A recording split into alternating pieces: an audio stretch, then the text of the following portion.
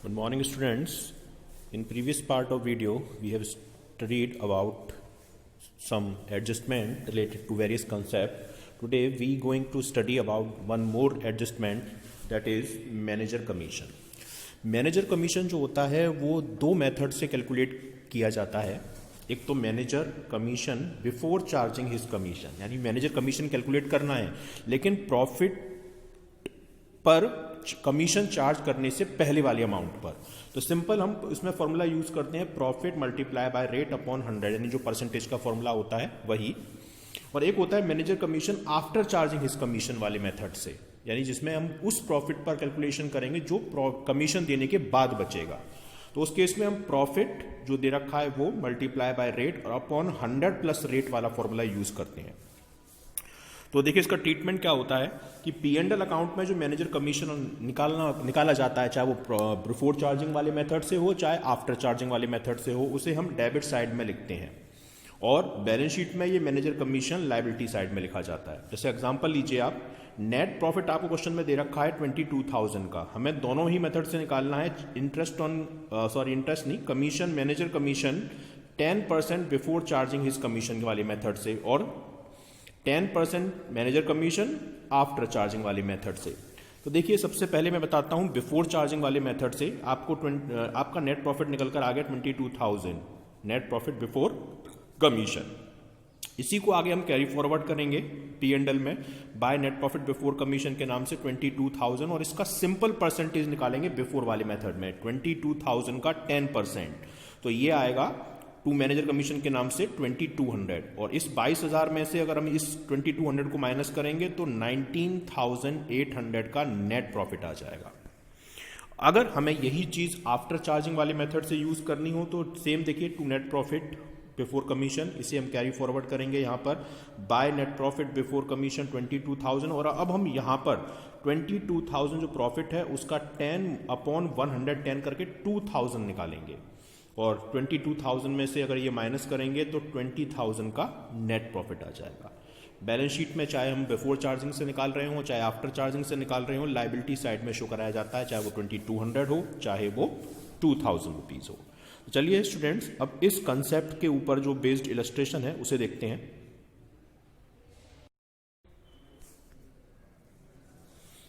Now students 11th illustration देखते हैं हम. इसमें हमको 31 मार्च 2019 का एक ट्रायल बैलेंस गिवन है और उसकी हेल्प से हमें ट्रेडिंग P&L और बैलेंस शीट प्रिपेयर करनी है. ड्राइंग और कैपिटल की वैल्यू दे रखी है. ड्राइंग है 15,000 और कैपिटल है 47,000 रुपीज. परचेज एंड सेल में परचेज 80,500 और कैपिटल 1,57,000 रुपीज. डेटर्स और क्रेडिटर में डेटर 28,400 और क्रेडिटर्स 30,600 रुपीज. डिस्काउंट जो डेबिट में दे रखी है वो डिस्काउंट पेड है 2,400 और जो क्रेडिट में दे रखी है वो डिस्काउंट रिसीव है 1,500 रुपीज.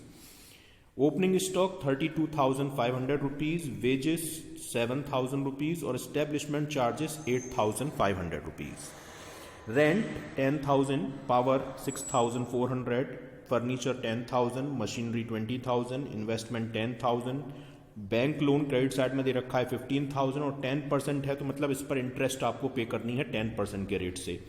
15,000 पे 10% लगाएंगे तो ये आएगी 1,500 रुपीज. और आप नीचे देख सकते हैं इंटरेस्ट ऑन लोन आप इसमें से 1,000 रुपीज पे कर चुके हैं तो मीन्स 500 रुपीज अभी आउटस्टैंडिंग है.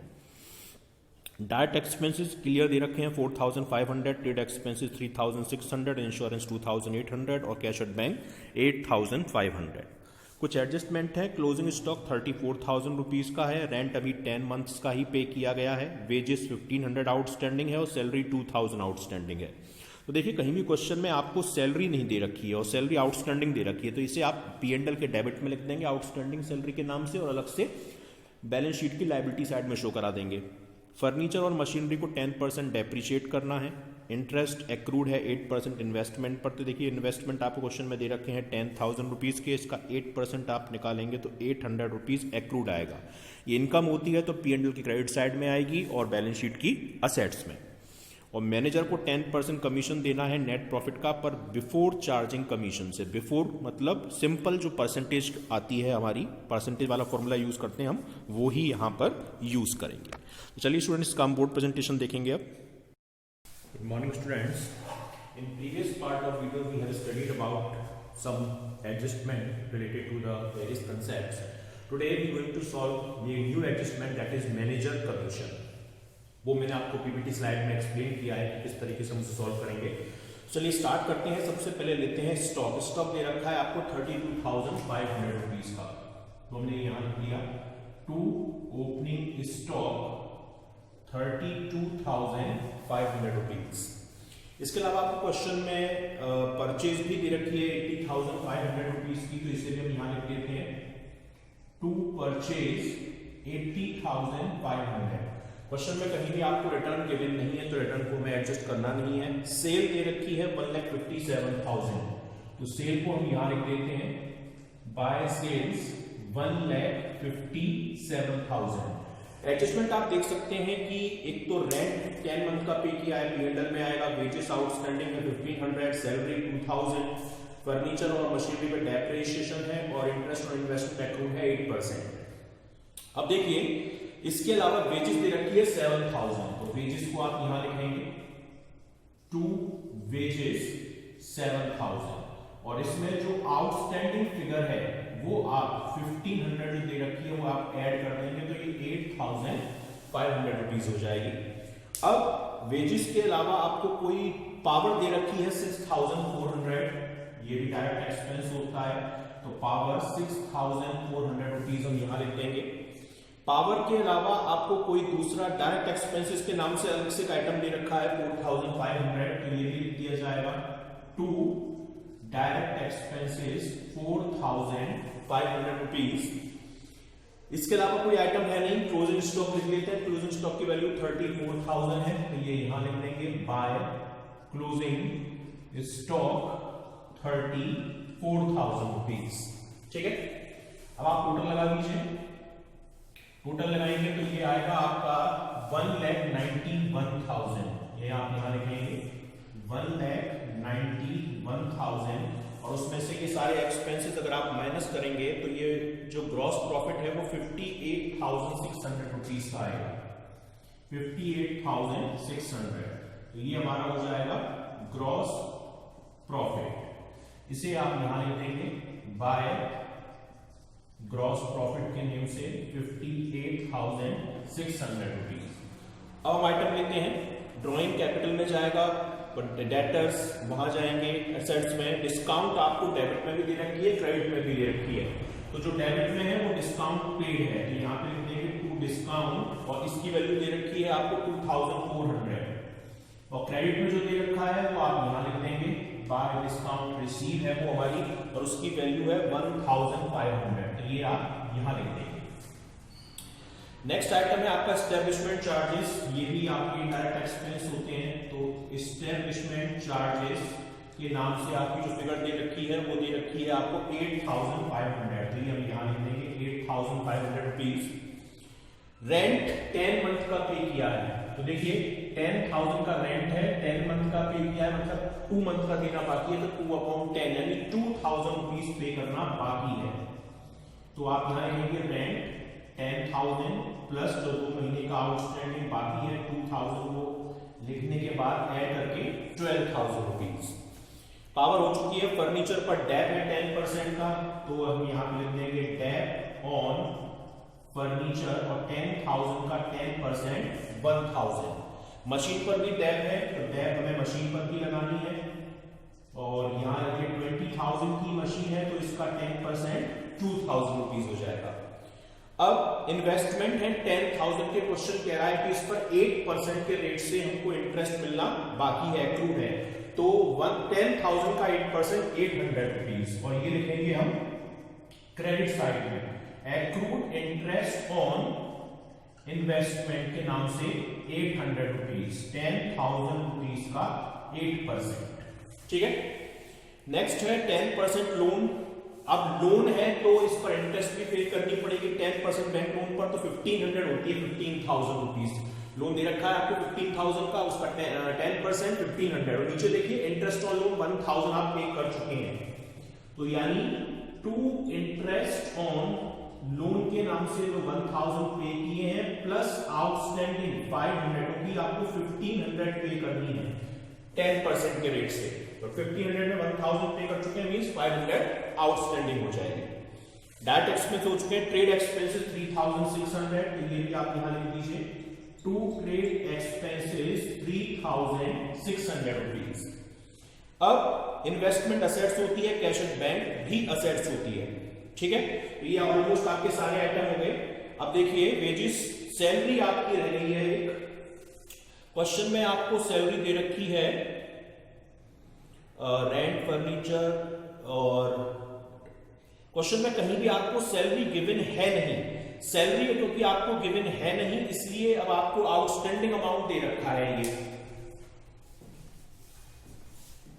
देखिए आउटस्टैंडिंग सैलरी कहीं आपको गिवन, सैलरी गिवन नहीं है, तो इसको हम आउटस्टैंडिंग सैलरी के नेम से जो अमाउंट गिवन है 2000 वो यहां लिखते हैं, ठीक है। अब देखिए मैं आपको थोड़ा सा रह गया है इसमें, मैं वो चीज आपको यहां लिख देता हूं। इससे क्या होगा, आपको आसानी हो जाएगी। अब देखिए टोटल लगाते हैं तो 58,000, 59,000, 60,300, 60,900 ये टोटल होता है। मैं इसे यहां लिख देता हूं 60,900।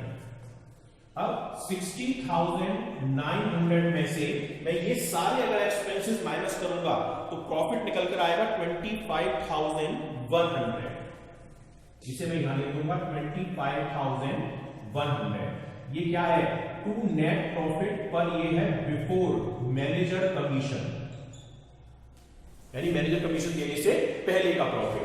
यही मैं यहां लिख देता हूं बाय नेट प्रॉफिट, और ये अमाउंट हो जाता है आपका, मैंने सभी यहां लिख दिया 60,900, ये है 25,100।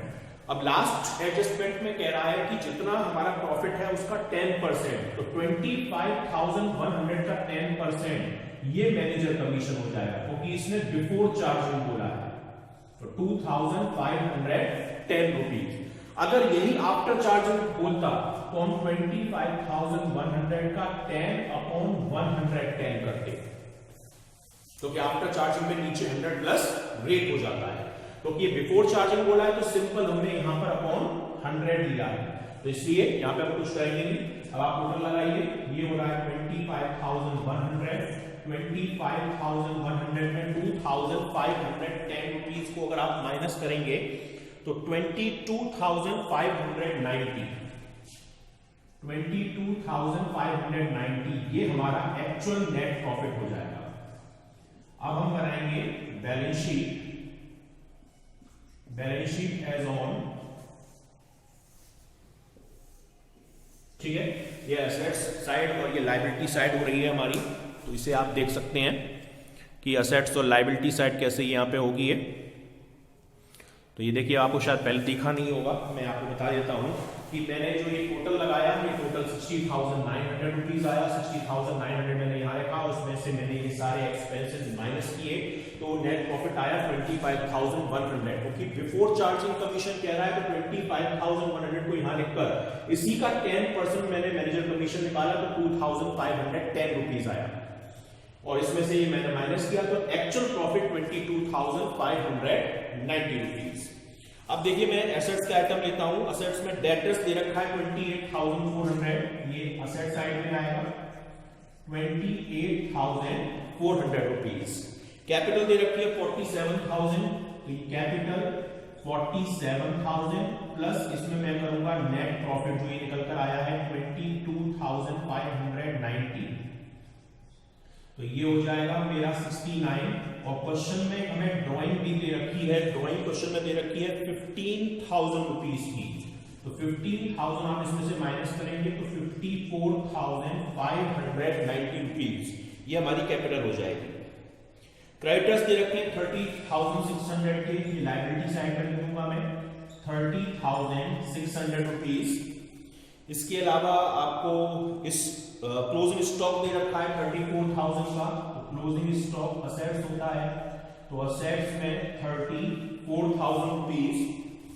और फर्नीचर 10,000 का दे रखा है, और इसमें आपने डेप लगाई थी 1,000 की, तो 1,000 डेप माइनस करने के बाद 9,000 रुपीज। मशीन भी दे रखी है आपको क्वेश्चन में, मशीन दे रखी है 20,000 और माइनस इस पे आप डेप्रिसिएशन करेंगे 2,000 तो ये 18,000 हो जाएगी।